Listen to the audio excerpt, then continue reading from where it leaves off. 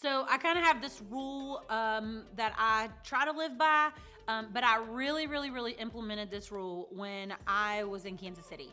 And that was because I was running an after school program, and I really had to rely on other people. I had to rely on volunteers. I had to rely on others to come in and help me run this after school program because I couldn't do it by myself. And so the rule that I kind of implemented was that I am never going to ask you to do something that I myself am not willing to do. I just feel like that's a really good rule to live by. I don't want you to clean a toilet if I myself am not willing to clean a toilet. Because I don't know, there's just something about the fact that I'm asking you to do something that I myself am not willing to do.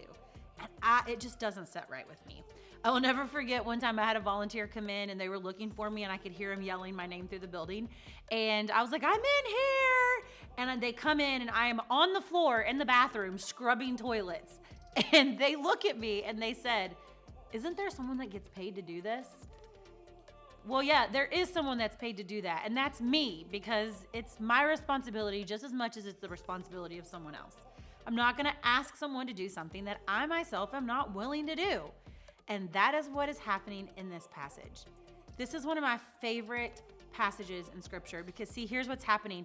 Jesus is doing what he is going to ask his disciples to do. He is going to serve them before they can go and do what they need to do. So Jesus is getting ready to do a job that is really meant for a servant. In Jewish culture, it was the servant's job to wash the feet. Not the people that were eating, it was the servant's job to do that. And here's Jesus, who is the King of Kings. He does something that no one at the table expects.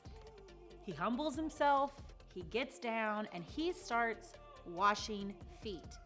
A job fit for a servant. A job not fit for the king, but the job fit for the servant. And here's what's really amazing is that Jesus humbled himself. He was willing to do what he was asking others to do. He was willing to wash feet. He was willing to take his place and come down to us and humble himself. He was asking his disciples to do unto others as he was about to do to them. That didn't mean for them to physically get down and wash people's feet, but it meant to show other people love. It meant to go and to do likewise. And here is where I think we sometimes miss the mark, is that we sometimes forget that we are supposed to go and do like he asked us to do. Jesus humbled himself and served others. And he calls us to do the same thing, to humble ourselves and serve others. When was the last time that you truly took a step back and humbled yourself and went and served other people?